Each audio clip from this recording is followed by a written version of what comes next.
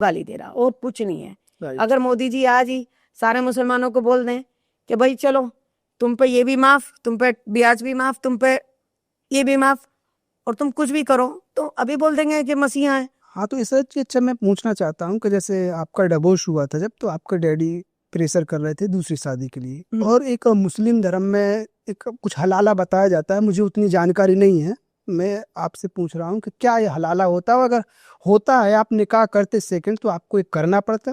Question अच्छा है, और मैं इसका अपने हिसाब से जो मेरी समझ में आता है जी या फिर मैंने जैसे कि कई बार मौलानाओं से भी इस टॉपिक में मैंने भी ऐसे बहस कर ली एक दो जगह, जी तो उन्होंने इस तरीके का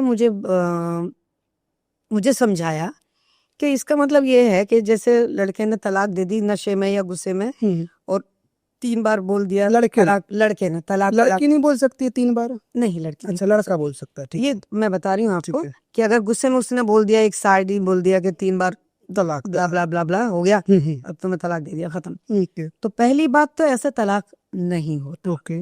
ये नहीं होता रियली। वो लोग मान के उसको हवा बना के उन्होंने ऐसा चढ़ा दिया, ऐसे तलाक नहीं होता। ओके। तलाक होता है, तलाक कोई भी अगर नहीं पसंद, बीवी नहीं सुधर रही है, बिगड़ी हुई है, जो भी मैटर है, तो वो पहले महीने में एक तलाक देगा अपने रिश्तेदारों को 2-4 को बुला के उनके सामने कि मैं इन्हें छोड़ रहा हूँ, आज मैं इनको तलाक दे रहा हूँ। पहला तलाक, मैं तुम्हें तलाक देता हूँ, इसके ये तरीका है। ओके। अभी 2 तलाक, फिर हर महीने के 3 महीने में 3 तलाक लगेंगी। अच्छा। और इसका इसलिए 3 महीने तलाक के दिए घर के घर में दिया है थोड़ा, ताकि कि तुम्हें पहली तलाक देके वो महीने पहले चला जाए, तुम्हें एहसास हो कि यार मेरी तो तलाक हो जाएगी, मैं चली जाऊंगी, मेरा आदमी छूट जाएगा या मेरी बीवी छूट जाएगी, तो वो उस टॉपिक पे सोचे और फिर वो बोले कि मुझे नहीं देनी। जी। जब तक 3 पूरी नहीं होती तलाक नहीं होता। 3 महीनों के अंदर ओके, एकदम नहीं होता कि एक समय दिया गया है बीच में। अगर बाई दे वो उस तरीके के नहीं मानकर वो गुस्से में उसने 3 लफ्ज बोल दिए, वो खत्म हो गया, तो और फिर उसको फिर बाद में रियलाइज हो कि मैंने गलती की, बहुत बड़ी गलती होगी मुझसे, मैं कैसे करूं, नहीं ये मुझसे गलती होगी, मुझे इससे शादी करनी तो बहुत अच्छी है, मुझे माफ कर दो, मुझे तुमसे निकाह करना दोबारा।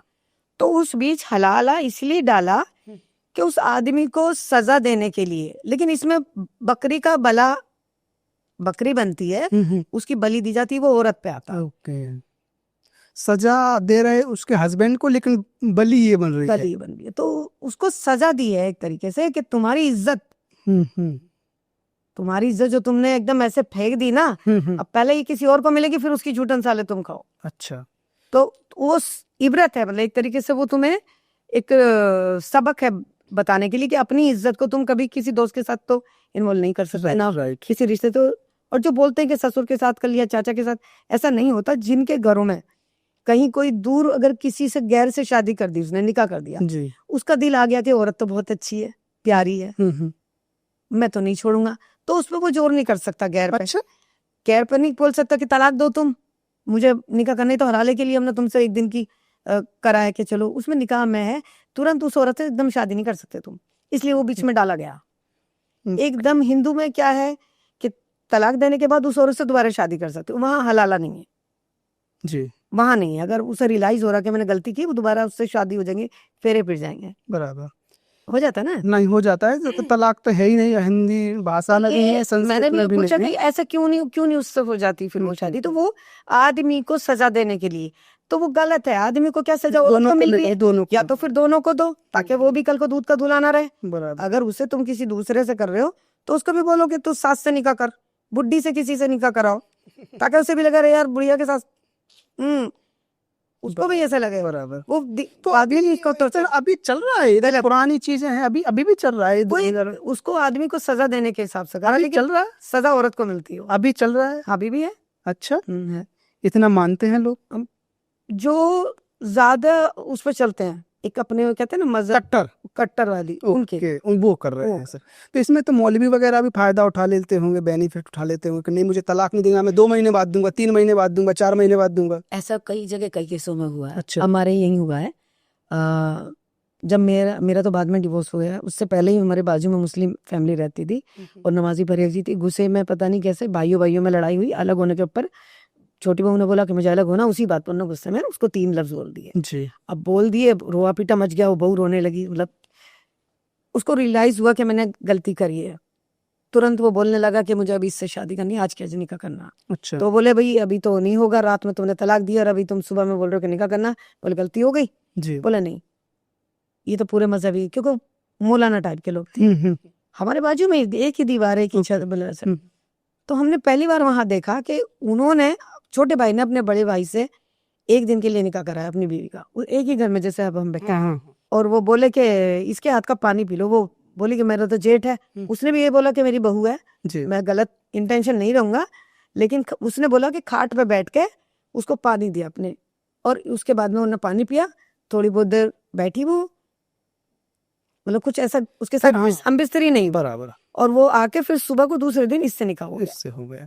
तो 1 महीने की इद्दत करी हमने। अच्छा, इद्दत होती है, समझ गए। इद्दत करके फिर उससे निकाह हुआ। तो आपको पता था जब आपका ये निकाह होने वाला था, दूसरा प्रेशर आ रहा था कि मुझे भी ऐसा करना पड़ेगा कुछ?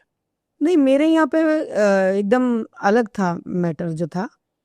जो मेरे हस्बैंड थे उन्हें कुछ नशे की आदत थी, हमारा मैटर अलग था। अच्छा, तो आपने डिवोर्स दिया वो तो अपनी साइड से? हाँ, मतलब उन्होंने बहुत डिमांडें भी, दहेज के हिसाब से भी कुछ ना कुछ रहता था। अच्छा। क्योंकि मैं एक मिडिल क्लास से थी, तो उन्हें लगता था कि मतलब कुछ ला ही नहीं है, ससुराल में कुछ आया नहीं है, स्कूटर नहीं है, ये नहीं है। और उनके अफेयर थे 1-2, ओके। तो वो उनके साथ ज्यादा इन्वॉल्व थे। और इधर आते थे तो मुझे थोड़ा सा अलग तरीके से वो ट्रीट करते थे? ट्रीट करते थे, गाली गलौज, या तुम तो बहुत गरीब घर के हो, क्या लाई हो। तो घर वाले जिस लड़की का मायका हल्का रहता ना, ससुराल वाले उसकी कदर नहीं करते, ये सच है। और मैं ये देखती भी आ रही हूँ।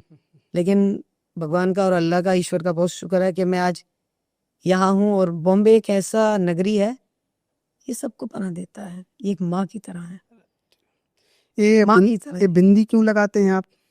ये तो बिंदी बहुत छोटी है मेरी, तो मैं नजर आ गई, मैं तो बहुत बड़े बड़े तिलक लगाती हूँ। अच्छा। बचपन में होली आती थी तो हमारी अम्मी दरवाजा बंद करके ताला मार देती थी कि रंग वंग ना लग जाए, नमाजी थी जी। मेरे को बहुत बेचैनी रहती थी, मुझे मंदिर में जाना, भजन करना। अच्छा, शुरू से ही वो रहा है आपका? बचपन से कुछ अलग ही, पता नहीं कैसे उनके घर में पैदा हुई।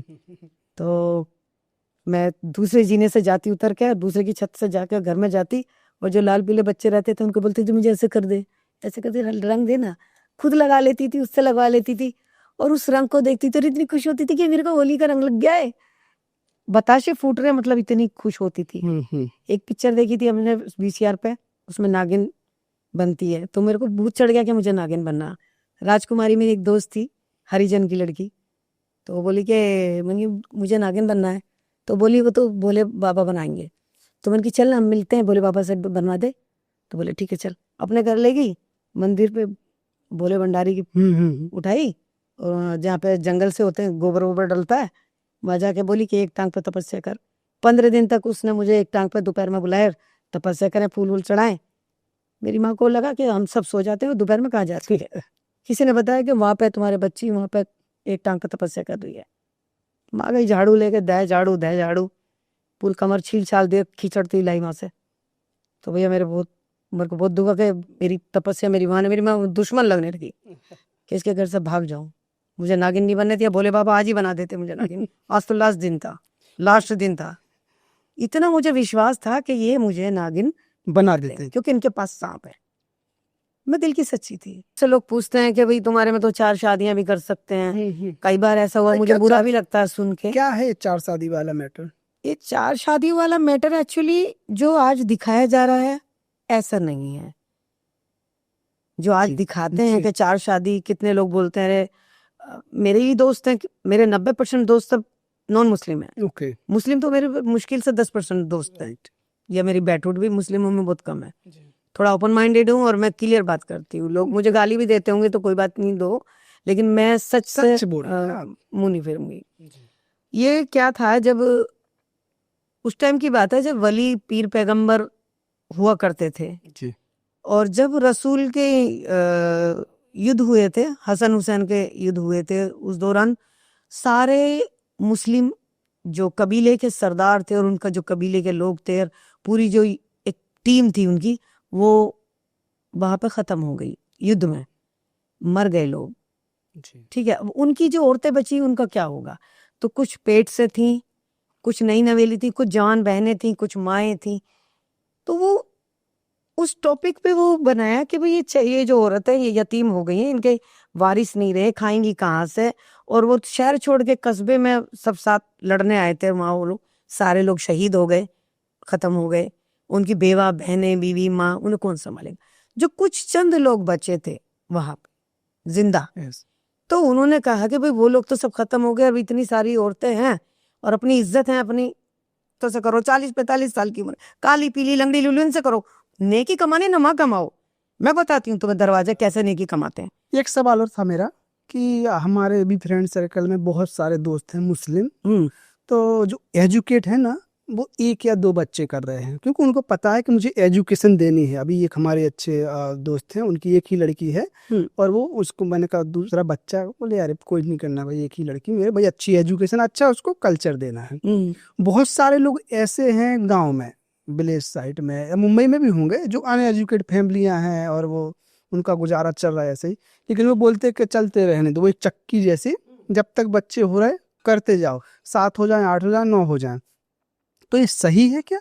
देखिए मुझे ऐसा लगता है उनके जो बचपन से जब वो पैदा होते हैं ना तो उनके घर में कोई बाहर निकला हुआ होता शहर से बाहर, और ना ही पढ़ने के बाद क्या क्या तुम्हें फायदे हैं पढ़ाई के, उनको ये भी नहीं पता। तो जब उनको ये चीज ही नहीं पता, दुनिया की अवेयरनेस से उनको कुछ वाकिफ नहीं नहीं पता है वो। उनको इतना पता ये घर है, आदमी या बेटा कमा के लाएगा, और उसे खुद भी नहीं पता कि मैं कुछ काम कर सकती हूँ। उसे लगता बेटा कमा के लाएगा, हम रोटी खाएंगे और बाबू पैदा करेंगे और यही जिंदगी है। उन्हें कुछ नहीं पता। वो एक कह रहे हैं कुएं के अंदर जो मेंढक रहता है, तो कुछ लोग मुस्लिम धर्म में कुएं के मेंढक की तरह है, उन्हें बाहर की दुनिया का पता नहीं है। राइट। इसलिए वो उन्हें लगता है कि किसी ने बोल दिया कि गुनाह हो जाएगा अगर ऑपरेशन करवाया, तो ये ऐसे करोगे तो गलत है, तो उनके दिमाग में वही ज़हनीत बैठी हुई है। अगर उन्हें टीवी पे दिखाया जाए या उन्हें टीवी दिखाया जाए, उन्हें बेसिक चीजें समझाई जाए, तो वो गांव वाले भी शहर वाले बन जाएंगे। वो भी आगे को जाके बच्चे 2 या 3 या जो भी कम करेंगे। कम करेंगे। उन्हें नॉलेज नहीं है, उनकी गलती नहीं है, जी। गलती उनकी नहीं है, उन्हें नॉलेज ही नहीं है। इसकी वो है कि अवेयरनेस नहीं है, और जो लोकल के लोगों में उनको गुमराह जो करके बच्चे रखते पढ़ हैं। लिख गए बाहर निकल गए, उन्हें पता है कि क्या चीज सही है और क्या गलत है। सच बात है, सच बात है। तो देखो, दो कहते हैं ना, एक भी पैसे का हो या इंसान की भी, रुख जिंदगी के भी 2 पहलू हैं। आप उसे किधर से देख रहे हो, वो मैन। बहुत अच्छा लगा आपसे इशरत जी बात करके। एक लास्ट में एक अच्छी सी शायरी सुना दीजिए दर्शकों को, जिससे वो खुश